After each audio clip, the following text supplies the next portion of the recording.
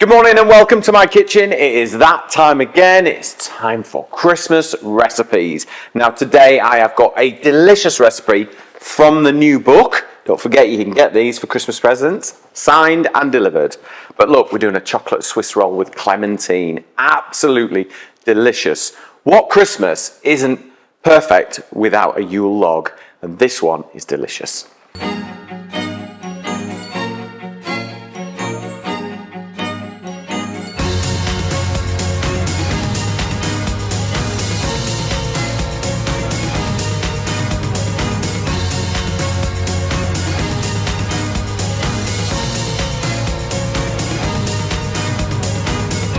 Okay, so chocolate roulade.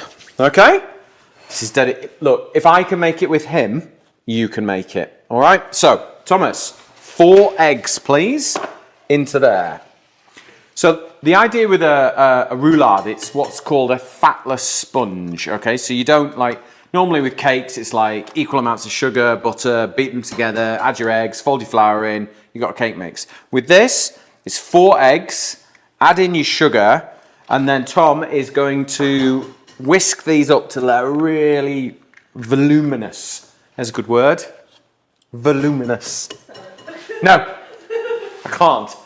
Right, okay, so 4 eggs, room temperature. Really important that eggs are room temperature because when you're cold, they're really tight, yeah? Do you imagine if you felt you were cold? It'd be like this, wouldn't you? Whereas if they're at room temperature, you're all chilled out, you're all relaxed, yeah? Ready to become voluminous. Okay, in you go. Whisk in.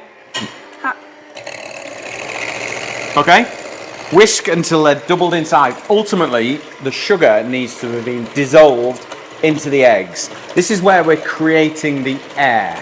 Okay, right. I've got a little bit of flour here.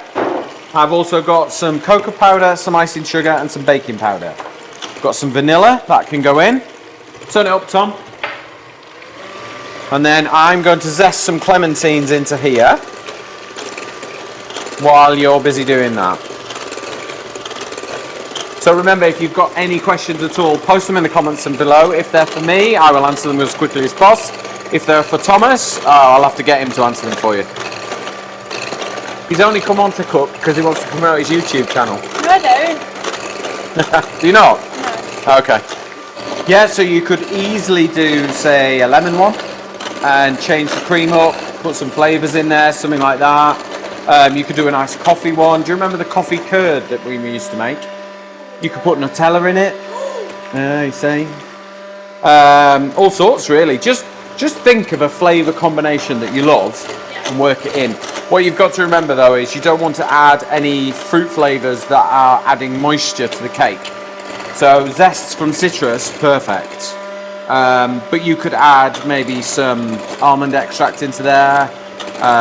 You could add orange, lemon, grapefruit, any of those citrus flavours. You just do it vanilla if you wanted to. It's not a problem. So is it getting nice and fluffy, Tom? I don't know.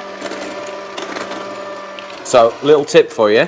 When you're doing it, if you do that, it's going to get more air into it as well. You see? Yeah. But don't do it too high. It needs to lift the mixture up. Yeah? Try that. Like that. That's it. The student becomes the master once again. Yeah? Right, that's enough. So switch it off. Okay, that's it. Press the button. Push that button.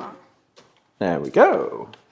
Right, okay, so we've got our egg and sugar mixture now. What we need to do is sieve in our ingredients. So we've got our flour, okay, and then we've got cocoa powder and a little bit of baking powder. Okay, so you're going to sieve that in, sunshine. So lift it up and just tap it, that's it. Oh, there you go. Is that right? Okay. Good. Really important, get your dry ingredients in first before you start stirring. Get it all just in there, ready, and then we will fold it in. What do we do about the big... So get your 2 fingers like that and just push it through. There you go. Keep going. Like that. Don't be shy. I'm never never shy. I know. Right, okay. Do you want to zest some more orange into there for me? I could get... No, not yet. So, hold it. What you do is you turn the orange around. So we're trying to take the orange pith. That's where the flavour is. You smell that? The zest is where all the fragrance is. The juice and the fruit is the actual acidity. So,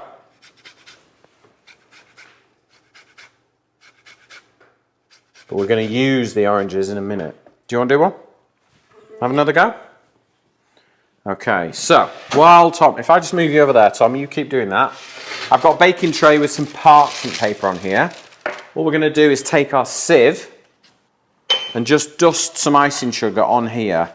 And that will give us an extra coating to make sure that our parchment paper will come off the sponge really easily.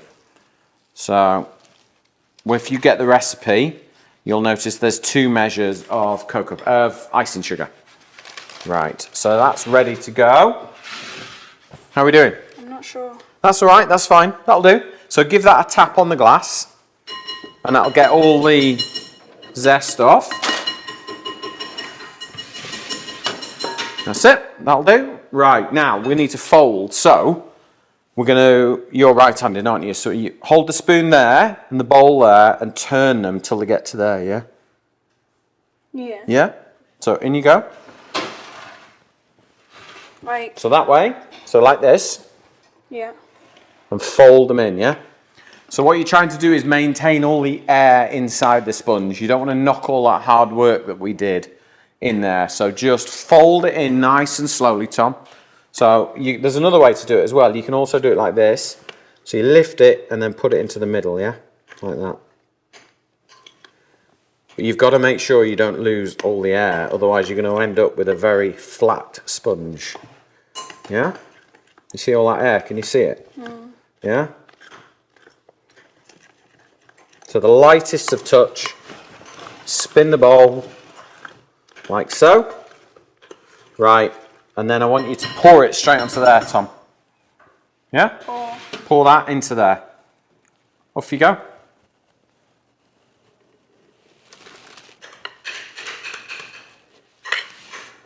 So kind of let gravity and let the sponge just take its natural shape.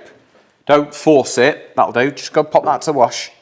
And then with the back of your spoon, just push the sponge towards the edges, yeah?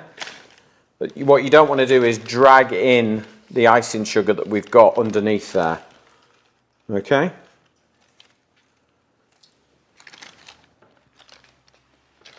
Pinching out the bowl. Hey? Pinching out the bowl. Is he? Thomas Sidwell. When are you going to put Nutella in? It's going to go in the filling. Right, okay.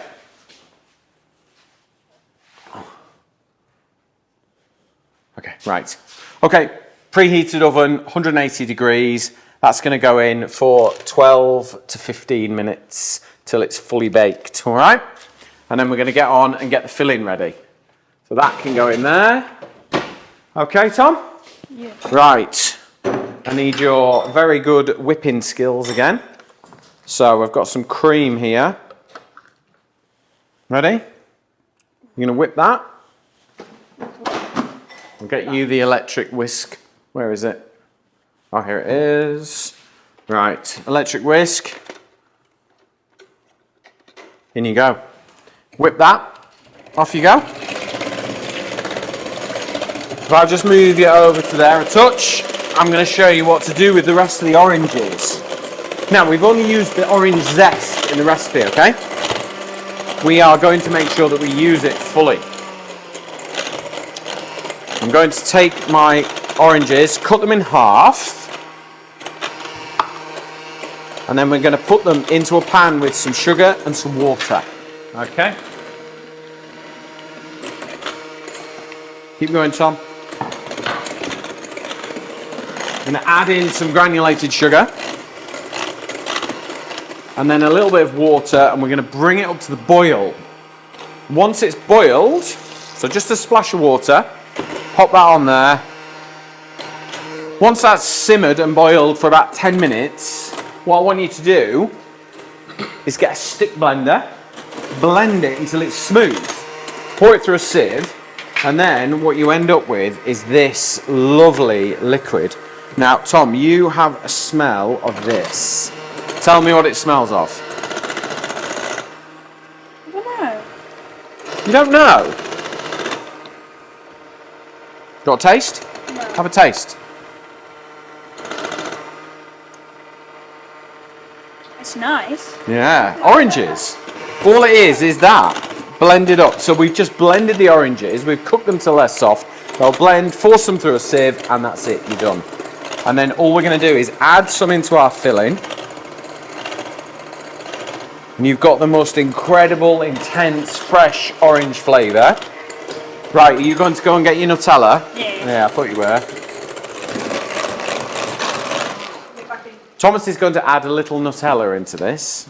You don't have to. Can if you want. It's entirely up to you. The fact that I've got him to stand still in the kitchen and concentrate on one thing for 5 minutes, it's worth putting the Nutella in. What flavours could you do? So, you could, I mean, obviously we've gone chocolate and orange. It feels quite Christmassy and festive, and clementines. You could just do chocolate. You could maybe add a little bit of cherry liqueur. Passion fruit and chocolate works well. Raspberry, and you could add a bit of raspberry jam into here, a little bit of white chocolate, dark chocolate, whatever you fancy, really. Okay, so Tom, we're going chocolate, Nutella, and clement. Hey, right, you stir that in. I slipped when I came over. Yeah, I'm sure you did. That's why I told you to put shoes on. Right, try and stir that in a little bit. So just add in that bit of Nutella. I mean, it's chocolate and orange. It'll be delicious.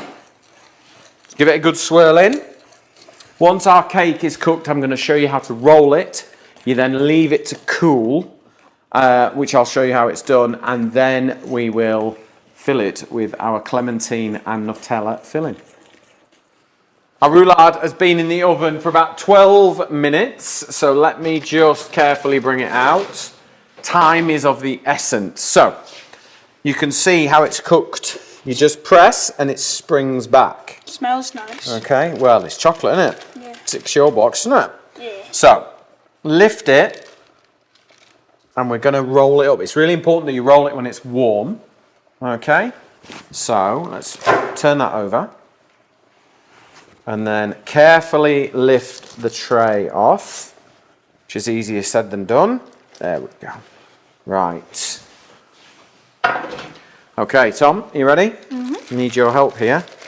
So what we're going to do is peel the paper towards us, okay? Now a little tip is if you just peel it in strips like that, there's less chance of you tearing the sponge, yeah? You do that? Go on then. You go that side, and I'll do this side. So a little strip, like that.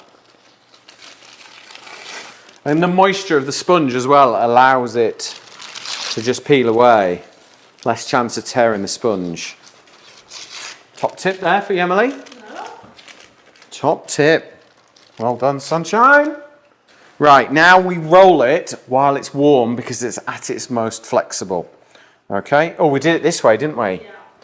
Okay, I know, nearly fluffed the whole thing. We'd have to do it all again. Right, so I'm going to roll this up, Tom. So, first bit is always the hardest. Need to get my head out of the way. And then just lift. You see what's happening, Tom? Yeah. Rolling up. Yeah. Rolls itself up. So there we go. Now, wrap it. Like so. Go put that outside where it's cool. Outside? Yeah, because it's cooler out there. But don't put it on the floor. Okay. You have to be very specific with an 11-year-old. It's really important that you leave the sponge to cool for at least 30 minutes in the fridge somewhere cool. Because if you add cold cream to warm sponge, it's going to be an absolute disaster, all right? So just leave it to cool. And then I will show you one we made earlier. Right, here is one I made earlier because this little one wants to go and play football at the park. So we thought we'd get this one out, have a little taste. I'm going to make the other one up in a minute with your Nutella filling, but let's have a little taste of this. Which camera angle are we going for, Emily? Good slice, I've got it here. Yeah? So nice and gentle slice. And there we go. That is the perfect roulade. Chocolate, clementine, Christmas log. Let's have a little taste, Tom. Yeah? Yeah. Are you ready?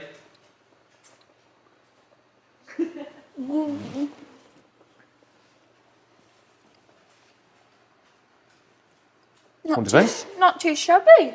Not too shabby. While we taste this, check out how we make the most delicious beer mosa cocktail. Wheat beer, pink grapefruit and Prosecco. It's absolutely delicious. And then after that, we've got the most amazing twist on a mince pie. To make this delicious cocktail, cut your pink grapefruit in half. Fill a glass with ice and a sprig of rosemary from the garden, then squeeze the grapefruit into the glass. Now you want a German wheat beer. Pour that in over the grapefruit and the ice. It's an amazing combination. Finally, top the drink up with Prosecco for that bubbly finish.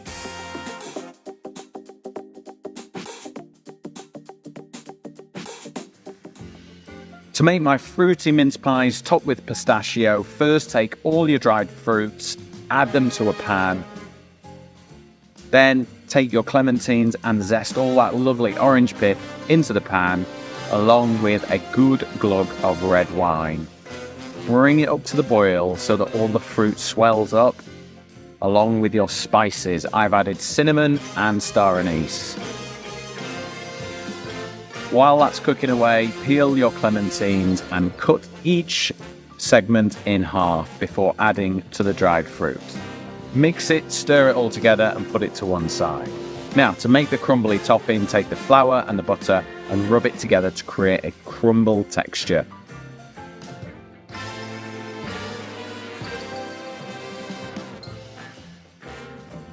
And then chop your pistachio nuts and add to the crumble mixture. Take your fruit and add it to your pastry cases and then top with the pistachio crumble. Bake in a preheated oven 170 degrees until golden and crisp.